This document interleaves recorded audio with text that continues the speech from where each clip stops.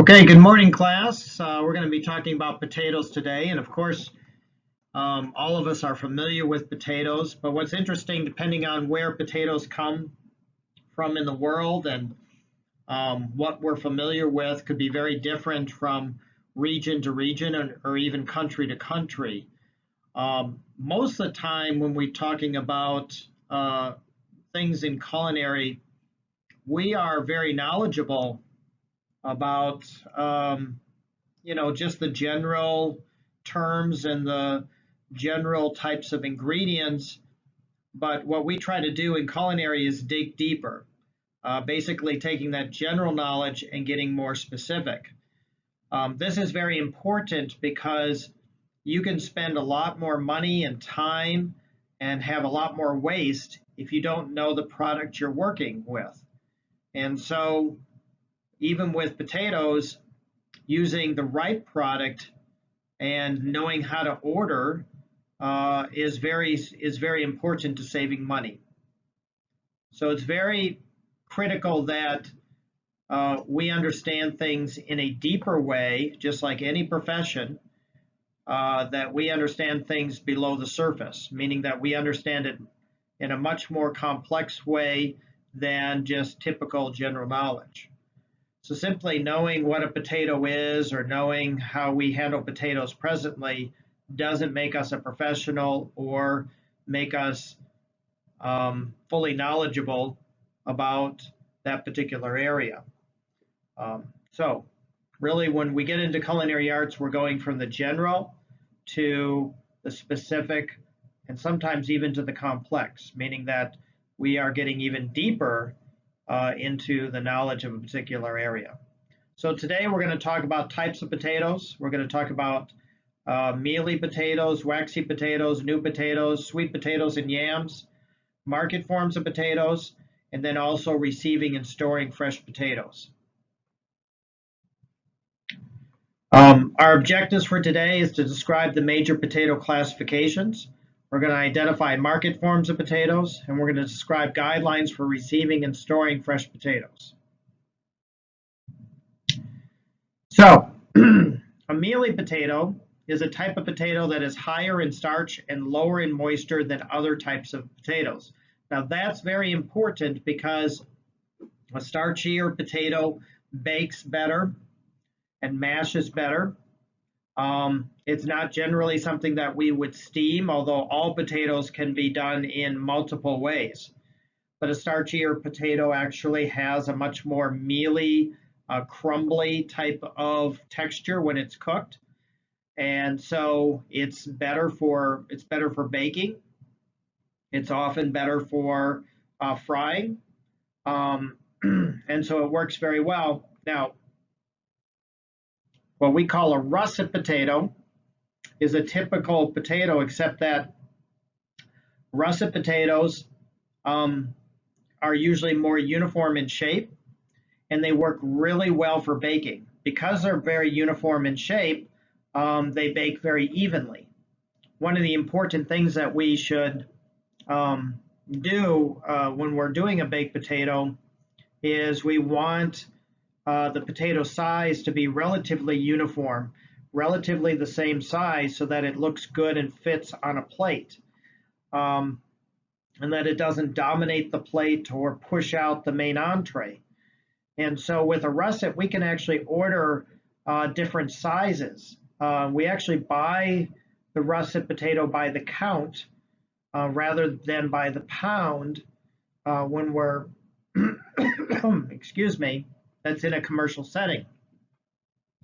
So I'll order if I have a banquet for 50 and I need 50 potatoes, I can actually order a 50 count of russet potatoes.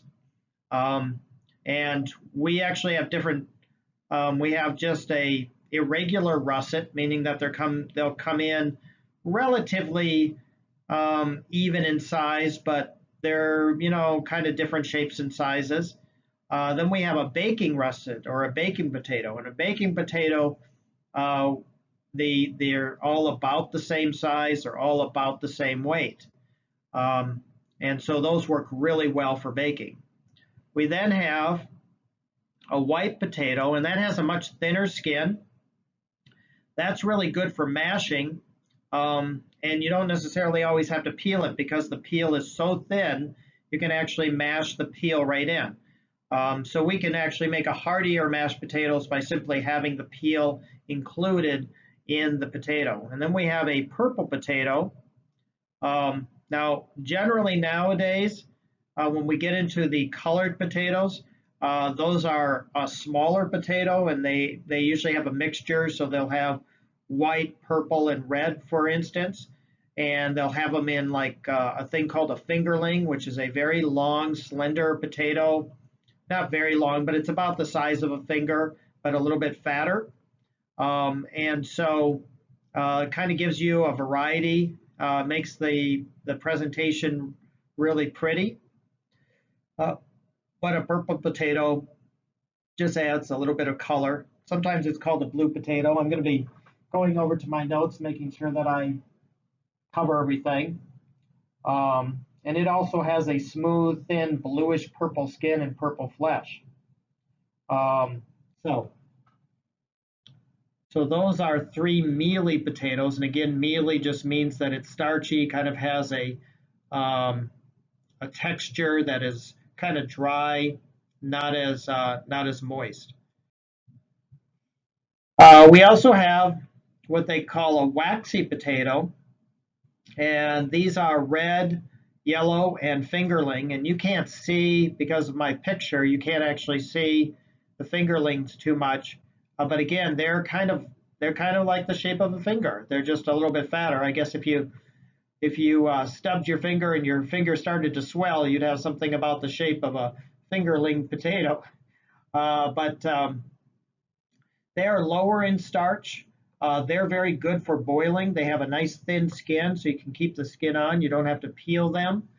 And red bliss potatoes, sometimes what we call them. Red bliss come in also very small sizes. So we're going to talk about new potatoes. So you can have a red new potato and also a yellow new potato. Fingerlings are just naturally small. And they are again a thin skin. They're slightly waxy flesh. They're lower in starch and higher in moisture than mealy potatoes. So they work really well for boiling. They work really well for something like a potato salad, something that's going to be served cold. And so again, most of the time you can keep the skin on if you want to.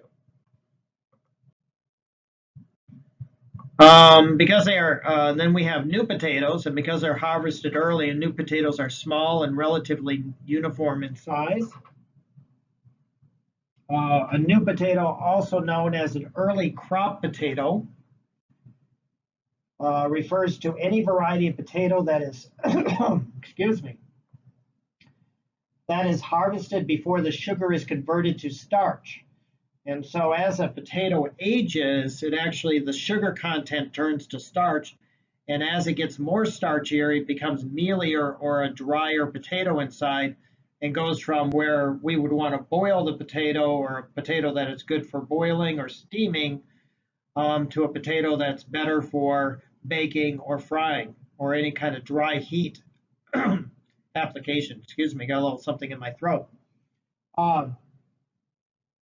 So they're relatively uniform in size. They have a thin, delicate skin and tender flesh. New potatoes hold their shape after cooking. They are often roasted, steamed, or simmered. When I say roasted, I don't mean baked whole. So we kind of chop them up and then we can roast them in the oven. So not quite baking as a whole, but they work really well for that. Due to their high moisture content, new potatoes spoil more quickly than other types of potatoes. So they can actually get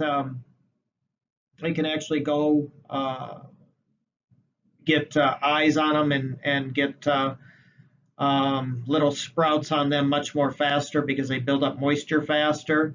So how we do that to limit that is we keep them refrigerated.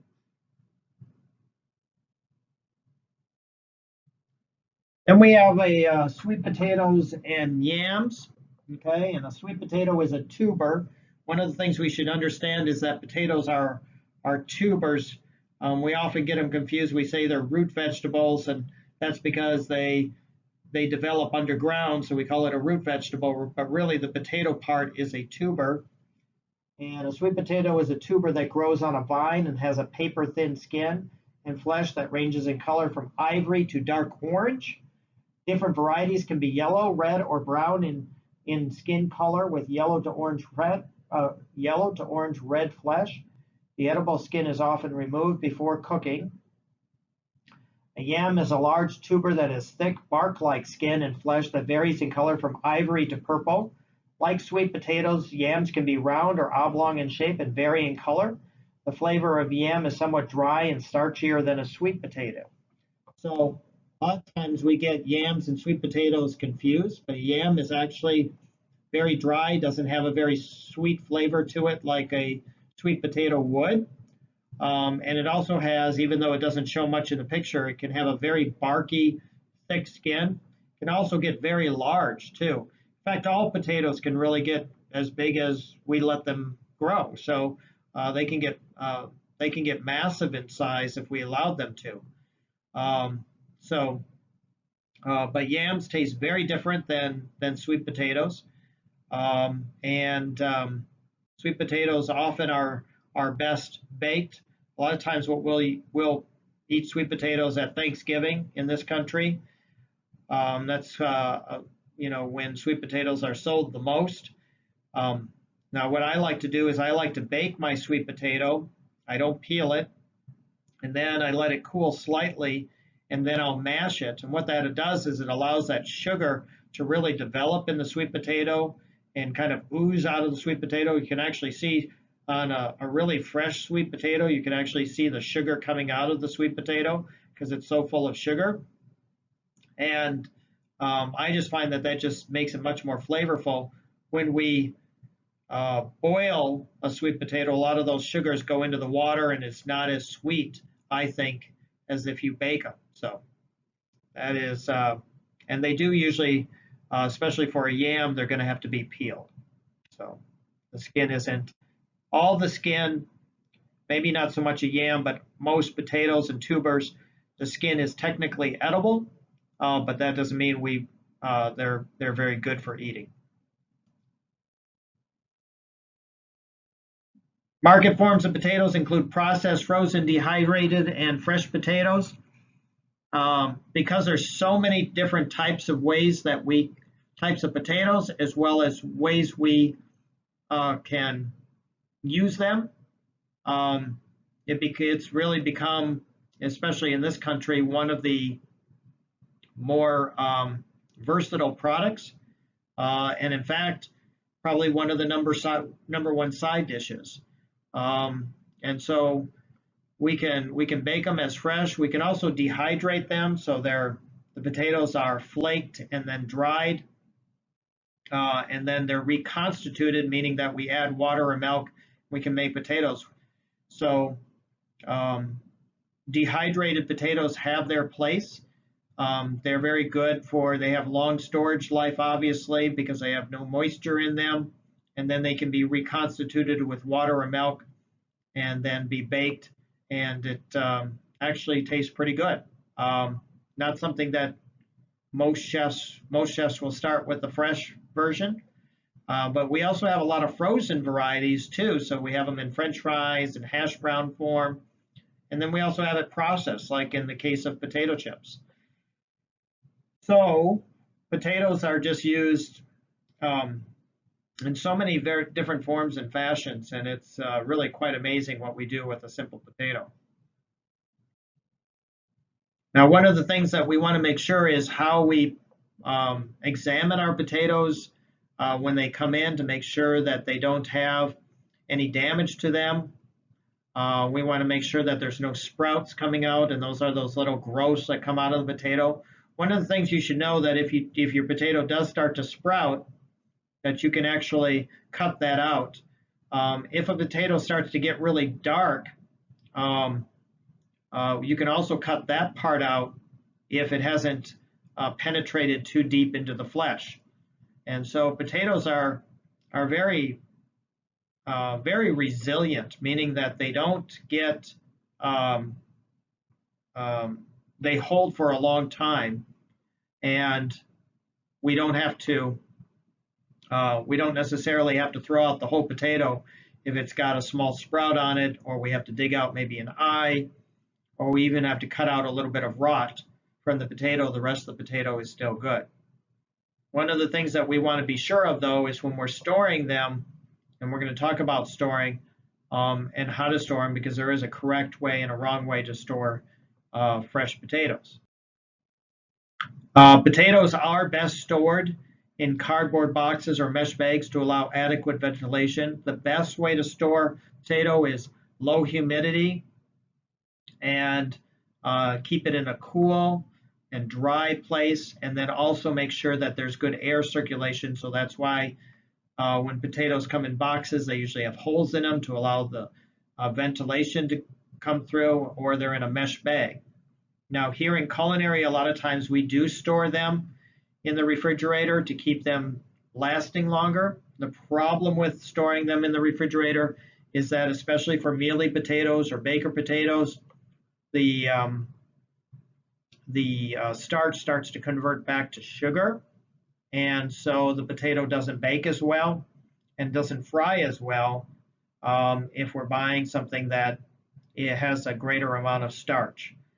And so if you can, it's best to keep it in a nice, cool, dry place. But if the best cool, dry place you have is your refrigerator or your cooler, well, then that's where you have to do it. And sometimes during the summer, that's your only choice.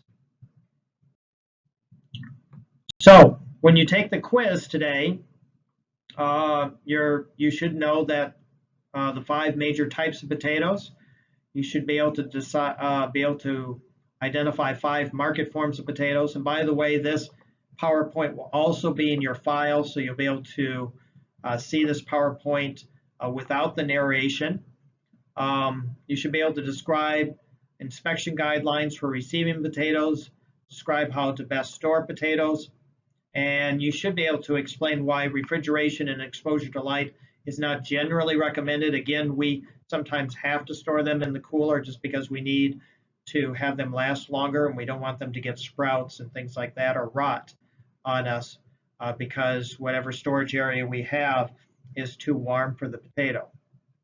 All right, so that is our presentation on potatoes. It's a very simple presentation this week, not a lot, very short quiz. We'll have a discussion as well. And if you have any questions, of course, I'm here for you. One of the things I wanted to talk about, yams. Yams are kind of like yucca, so I want you to talk about maybe something that you have that is a different type of potato in your country. So you can talk about that, or you can talk about something that's very similar to a potato, maybe not classified as a potato, but classified as a tuber. And so maybe you can talk about that, such as like what a yucca is or something like that. So I appreciate the time, and I hope you have a good week. And I will we'll pick up with grains next week, and then after that we're going to go into pasta, and then we'll get into herbs and spices. So we're going to talk about a lot of different things over the course of this class, and hopefully we'll get to a lot of interesting things to really expand and broaden your knowledge of different ingredients used by the chef. Just remember that all dishes start with basic ingredients, and knowing how to use those ingredients and knowing some items that you might not be familiar with so that you can use them appropriately is very important. So what we want to try to do is get away from what we know and get into some areas that we don't know, and how we can kind of expand our horizons on our understandings of basic ingredients. So have a good week, and thank you for checking in.